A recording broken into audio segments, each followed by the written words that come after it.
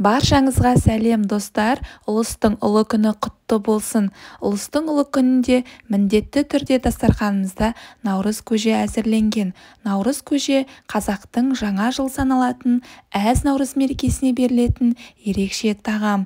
Наурыз көже құрамында 7 түрлі зат болуы қажет. Олар су, ет, арпа, дәнді дақылдар, ақ, құрт және тұз.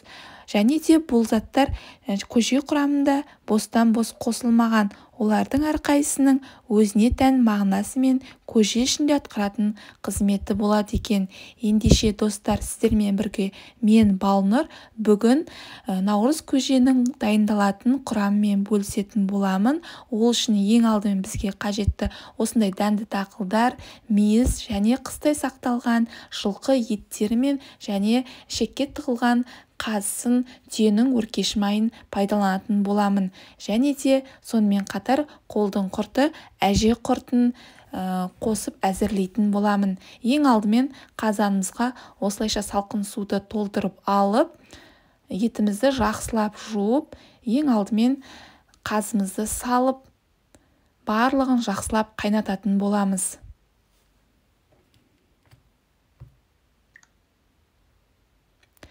Мінекей достар, барлық етті осылайша жуып, бисмилля деп ең алдымен қазанымызға салып, келесі жылға аман-есен жетейік деп, осы күнге жеткенімізге шүкір деп қазанымызды толтырып отқа қойдық. Осылайша барлық дәнді дақылдарымызды етіміз қайнап көбігі шығам дегенше салқын суда жібітіп алатын боламын. Бұл жерде сары жүгері, бидай, жарма, горох, жасыл бұршақ, сонымен қатар сөгіміз бар. Сөкті ең соңынан қосатын болғандықтан мейізбен бірге сөкті әзір жібітпей қалғандарын осылайша салқын суға арнайлап жібітіп қоятын боламын. Наурыз көжеге қосылатын әрбір дәнді дақылдар мен судың өзіне тән мағынасы мен көже ішінде атқаратын қызметі болады екен.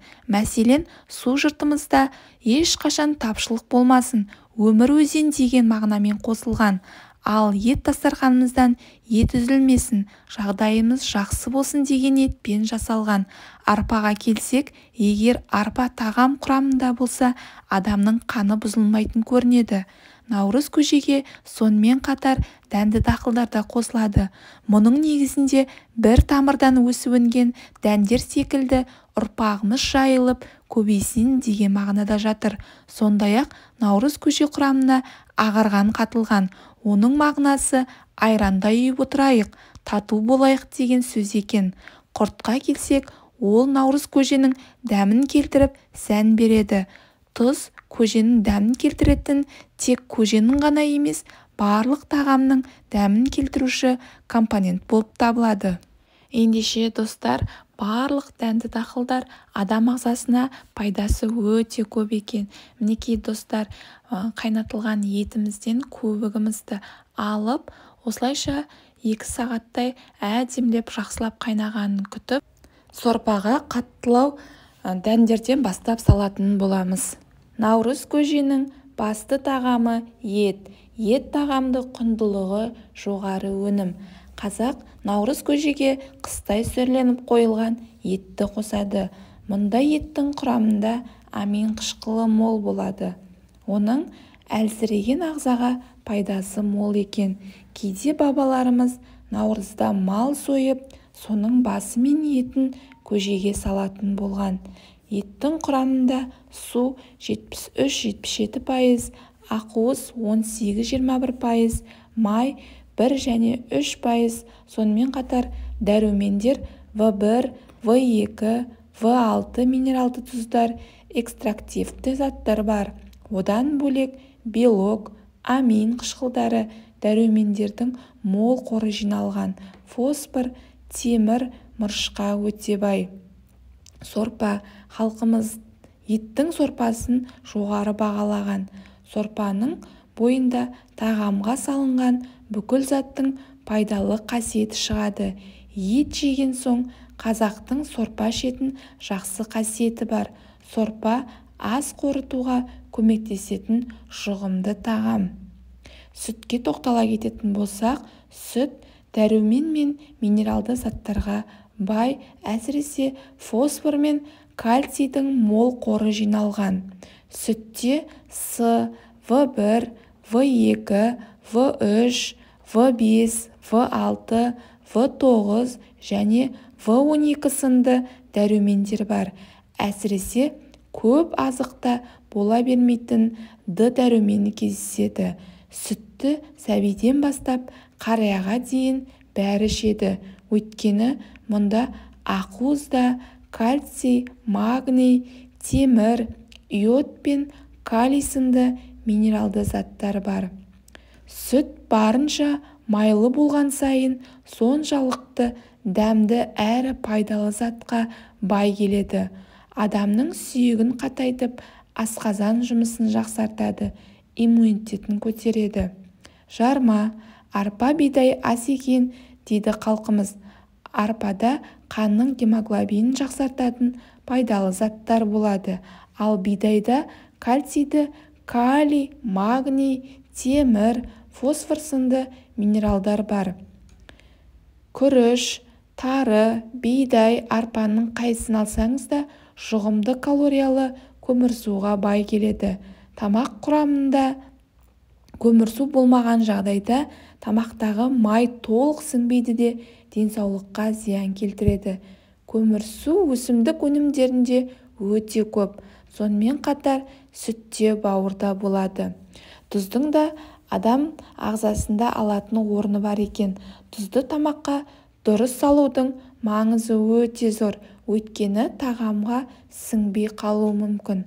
Сондықтан тұзды етке пісерден жарты сағат бұрын салған жөн. Тұз адам организмнің қалыпты жұмыс істеуі үшін бірден бір қажетті зат. Тамақтың дәмін кіргізуден бұрын ас тұзы жасушаның су мөлшерін жөндеп, асқазан сөлін қышқылмен қамтамасыз етеді. Құрт ата-бабамыздан бізге мұрағат болып қалған ұлттық тағамдардың бірі. Құрттың құрамында адам денсаулығына қажетті көптеген дәрумендерге бай екен. Мінекей достар, осылайша дайын болып қалған сорпамызға ең соңынан қосылатын мейізіміз бен тары, яғни сөгімізді жақсылап жуып алатын боламыз. Сөкті салқын суға жуған сайын ол әдемі болып ашыла береді. Бірнеше қайта сөкті тазартып, суға жібітіп, ең соңынан қосатын боламыз. Себебі мейізде, сөкте суға жібіткен сайын әдемі болып ашыла береді. Сондықтан ең соңынан салғандарыңыз жөн. Мінекей шағын күлшені осылайша илеп қойдым. Күлшені жайып, лапша тәріздес қылып кесіп, ең соңынан салатын боламыз. Мінекей достар, піскен қарызымызды алып, етімізбен бірге салқын жерге суытып қоятын боламыз.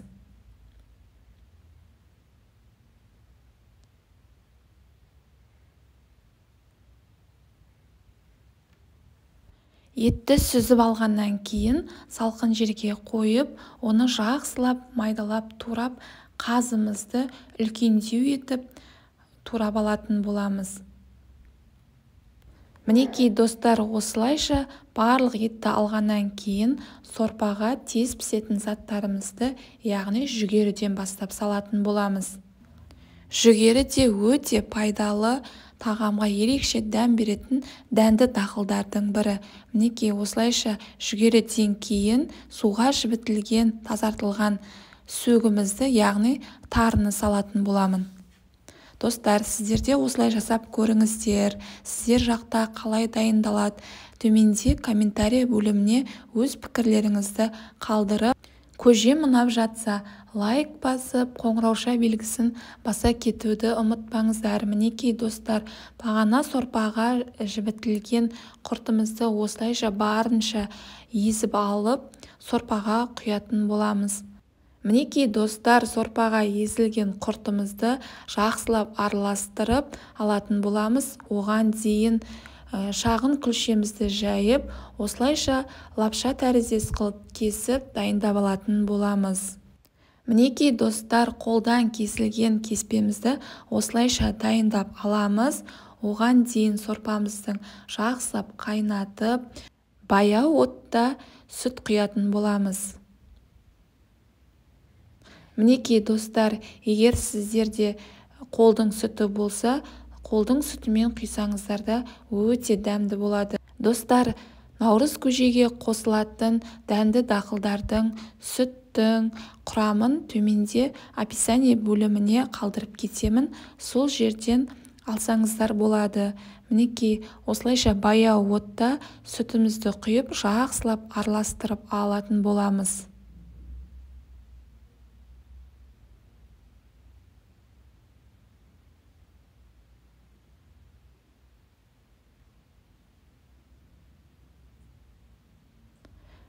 Осылайша жақсылап араластырғаннан кейін қажеттілігінше сүтті құйып, одан кейін қоспаларымызды салатын боламыз.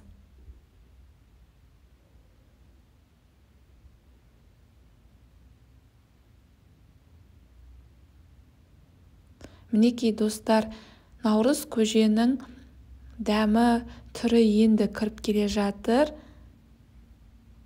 Ақ құйған кезде, құрт салған кезде наурыз көженің түсі де, дәмі де ерекше бола бастайды.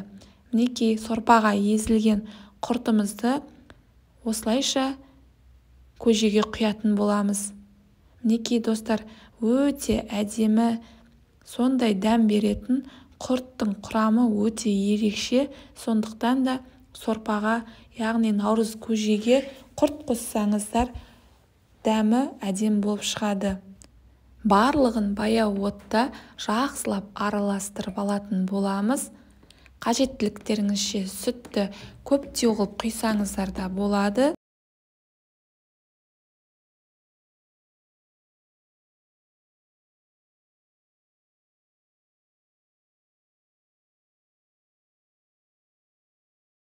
Ендігі кезекте қолдан кесілген кеспемізді осылайша сорпаға салатын боламыз. Мінекей достар, көжеміз дайын болуға жақын қалды. Кеспеден кейін біз қазір сары мейізімізді қосып, көжемізді дастарханға ұсынатын боламыз. Осылайша кеспе салынғаннан кейін баяу отта барлығын жақсылап араластырып, қамырымызды пісіріп алатын боламыз. Пісуге жақын қалған кезде мейізімізді салып, және де туралған етімізді сорпаға қосып, қонақтарға үй ішіне ұсынатын боламыз. Достар, егер сіздерге көжем ұнап жатса, арнама тіркеліп кетуді ұмытпаңыздар. Қоңырауша белгісін басып, келесі жолы шыққан видеоларымды, тәтті тағамдарымды, керекті ақпараттарды бірінші болып көре алатын боласыздар. Мінекей достар, осылайша соңғы салынған қамырымыз бен мейізімізді 10 минуттай қайнатып, баяу отта осылайша көжені араластырып, қонақтарға үй ішіне ұсынатын боламыз. Туралған етімізді көжеге сорпаға салсақ та, немесе әр ыдысқа құйғаннан кейін қазымызды, етімізді бетіне салып ұсынсақ та болады. Мінекей достар, қазақтың ұлттық тағамы наурыз көжеміз дайын болып қалды.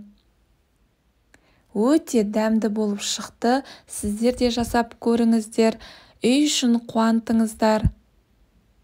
Мінекей салқындатылған етімізді осылайша турап, көжемізге салатын боламыз.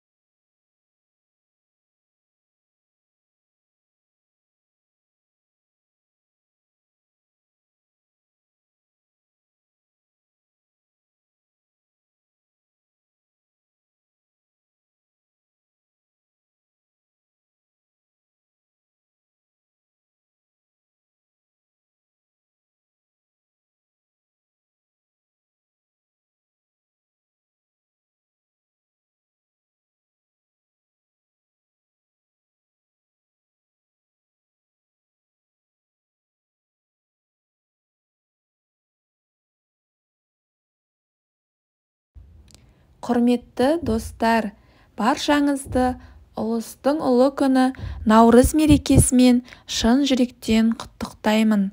Наурыз іргесі сөгілмес бірліктің берекесі, ырысы төгілмес тірліктің мерекесі, жақсылықтың жаршысы, жаңа жылдың бастауы.